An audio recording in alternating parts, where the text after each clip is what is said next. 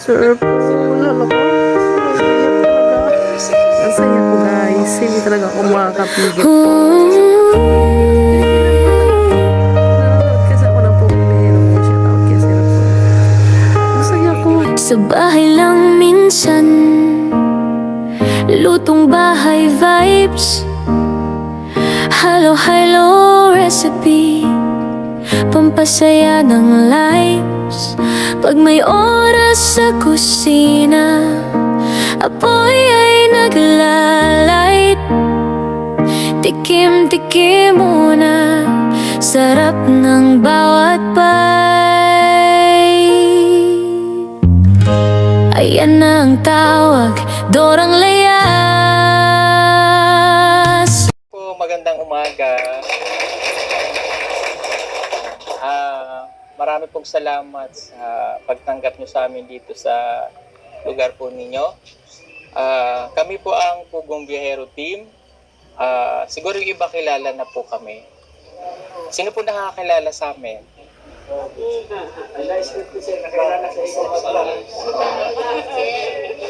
Okay, so lahat ay medyo nakakakilala na po sa amin. So, naparito po kami para kahit paano po makatulong sa lugar po ninyo dito, sa sitio po ninyo.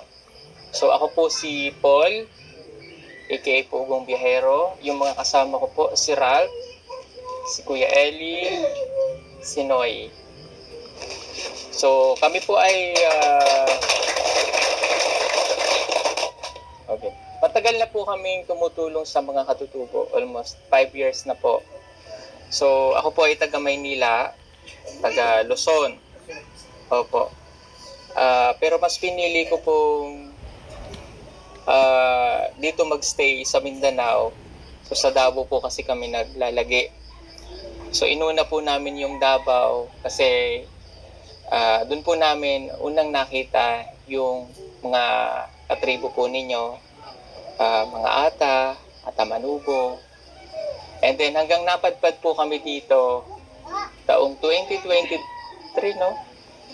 Dito sa Umayam. So mayroon po kami dyang sino po nakakita nung pinagawa naming mga bahay doon? Yan, nasubaybayan ko yan lahat ng pinagawayan. Bukod po dun sa mga bahay na pinagawa namin sa kanila, para kahit paano po magkaroon sila ng bahay, ay meron din po kami doong 3 estudyante ngayon na tinutulungan po namin at nag-sponsor na makapag-aral. Yun, napanood So ko meron rin po lahat kami yun. isang umayamno ng pangalan ay Russell Manlumisyon. Siya po ay nasa amin, Hanga-hanga nasa ka talaga, Luzon, sa Sir Paul, Laguna. at ang iyong Doon po siya PBT mo. nag-aaral at nakaka-2 taon na po siya sa amin. So kinuha po namin siya para makapagtapos ng kanyang pag-aaral. O para maipakita po namin at maimulat natin sa mga magulang na napaka-importante ng edukasyon. Po, nirespeto po namin yung tradisyon po ninyo, yung maagang pag-aasawa. Pero, pwede naman nating kahit paano baguhin lang ng konti. Patapusin muna ang mga anak sa pag-aaral. So, yun po yung pinaka-main goal namin ngayon, na yung mga batang katutubo ay ma-educate lalo na makapag-aral. Kasi kung hindi po tayo mag-aaral, hindi po mababago yung buhay natin. Diba po? Sino po yung mga nanay at tatay na pinag-aaral ng mga anak? O, palakpakan natin sila. Yan, very good. Napaka-importante po talaga ng edukasyon kasi nandyan na po yung school. Although mahirap kasi siyempre yung baon, yung pagkain ng mga bata. Pero maningkamot lang para sa mga anak. Kasi pag natapos po yung anak natin o yung anak ninyo, maisasalin po yun sa mga kapatid. Ano po? So wag po natin silang pag-aasawahin ng maaga. No? Kasi pag nag-asawa yan, magkakaroon siya ng pamilya, isasalin lang din niya ulit yung kahirapan sa kanyang magiging anak. True. Hindi na mababago yung buhay natin. So yung pinaka matinding natin, kumbaga pundasyon is edukasyon. Ano ba? O, Kaya yung mga anak po natin, pag-aralin lang natin hanggang kaya po natin. Ha? Okay. Alam natin na mahirap po yung buhay. Mahirap yung buhay dito sa bundok, lalo na po sa mga katutubo. Pero wag po kayong mawawala ng pag-asa. Kasi hindi habang buhay po ganito yung buhay. Di ba po? Pero, kahit mabago yung buhay ninyo, huwag niyong kalilimutan yung kinagisnan po ninyo. Yung tripo. Pag po tayong mahiya, kung ganito lang tayo. Yung proud po kayo kung sino kayo. Ano man ang marating sa buhay. Okay? Tama. So ngayon po naririto kami para kahit paano po makatulong kami po sa inyo. Hindi man po namin kayo lahat kayang tulungan pero paunti-unti. Habang naririto po kami, malay namin makakita kami dito ng estudyante na pwede namin matulungang makapagtapos ng pag-aaral. Hindi man po namin kayo agad matulungan mapabahayan, pero malay po natin. Po, sa tulong ng Diyos, magawa din namin yun para sa inyo.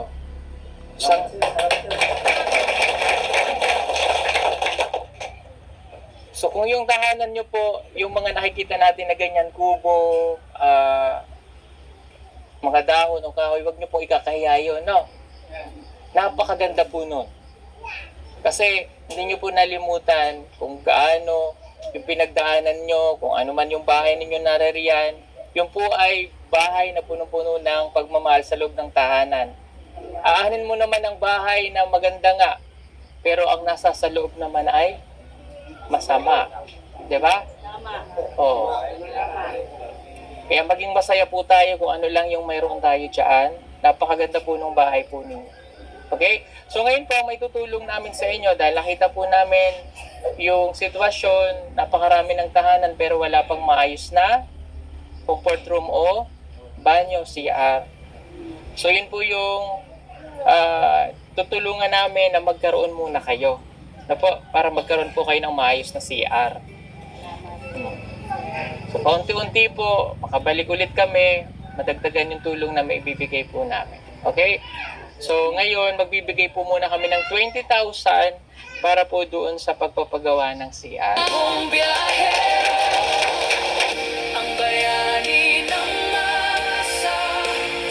At magbabahay-bahay po kami sa bawat tahanan ninyo para makapagbigay po ng konting tulong. Sige po. Marami pong salamat again sa pagtanggap niyo po sa amin dito. Apo, habang naririto po kami, gagawin po ng aming mga kaya kung paano po kami makakatulong para sa inyo. Salamat po.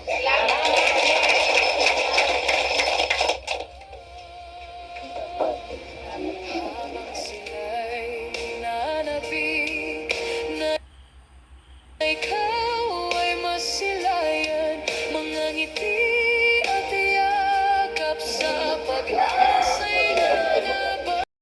Good evening guys. So ngayon alam nyo na kung bakit hindi na kailangan i-memorize yan. Kaya ako pinapalo sila Sir Paul kasi isa sila sa, hindi dahil sa sikat sila, kundi isa sila sa pinakamaganda ang nagawa sa kalibutan. O diba? Sa kalibutan gid Bisaya. Bisaya man jud oy. Hindi, sa totoo lang kasi diba? Kung wala sila Sir Paul, kahit may sponsor, hindi rin makakarating ang tulong ng mga sponsor papunta doon sa mga dapat tutulungan. So parehas lang sila na may nagagawang maganda, di ba? Si Sir Paul at ang sponsor. So tayo ay magpasalamat dahil may mga taong ganyan. Kahit sabi na nga, ay sikat na, ganyan-ganyan, inaano pa. Yun nga ang dapat mas pasikatin di ba? Kasi magaganda ang mga nagawa nila. At saka talagang iniidolo ko talaga sila Sir Paul, lahat ng PB team, at saka si Sir Onjay, ang kanyang kapatid, si Ma'am Needs, o diba? And then syempre si Ma'am Baby Love, pero bihira lang talaga akong, honestly bihira lang talaga ako nakakapanood sa vlog ni Ma'am Baby Love kasi lagi akong napopokus sa mga PB team. And then pero sisikapin ko kasi 'di ba sa dami din nila na susubaybayan ko, halos nauubos na yung oras ko sa kapapanood sa vlog nila. Pero hindi naman din ako nagsisisi na kahit nauubos yung oras ko sa kakapanood sa kanila dahil talagang may saysay naman din sa kahit ganung paraan ako'y nakakatulong din sa mga natutulungan ni Sir Paul, 'di ba? Aminin natin 'yan, tayo mga mga followers nila, ay nakakatulong din naman tayo.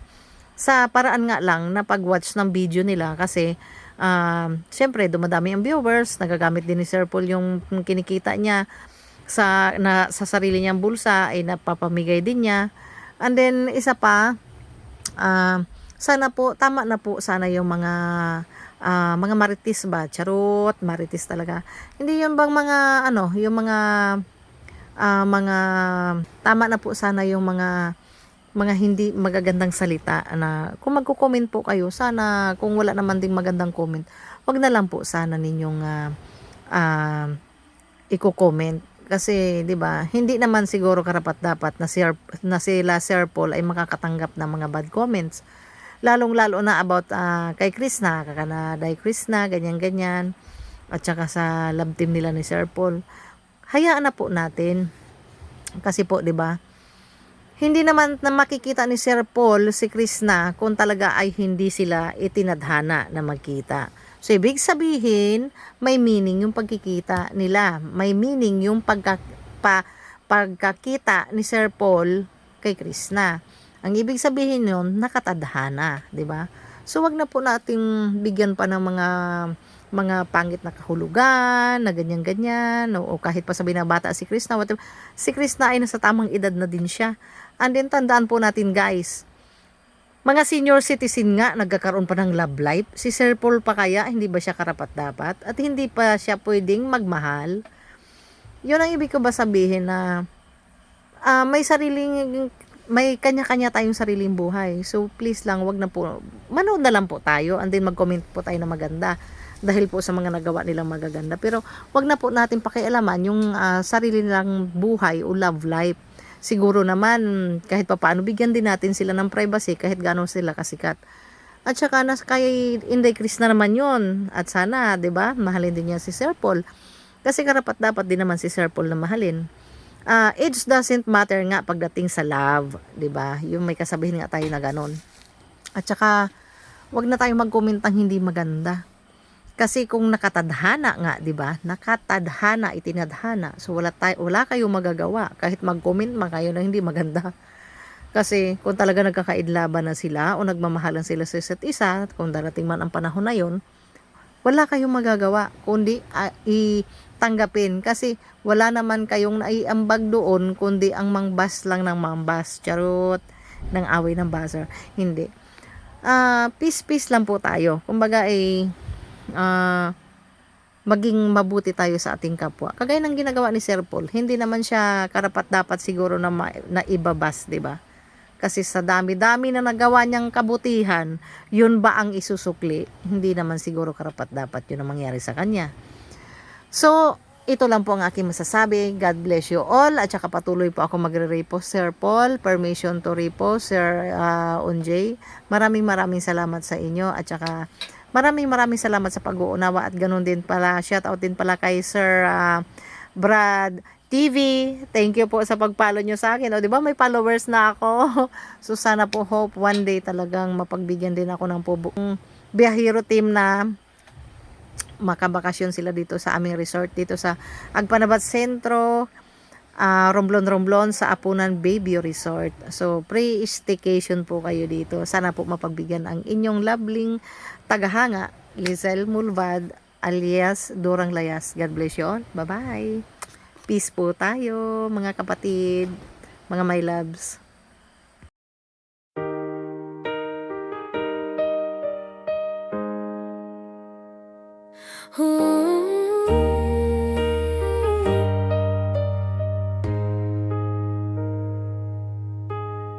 Sa bahay lang minsan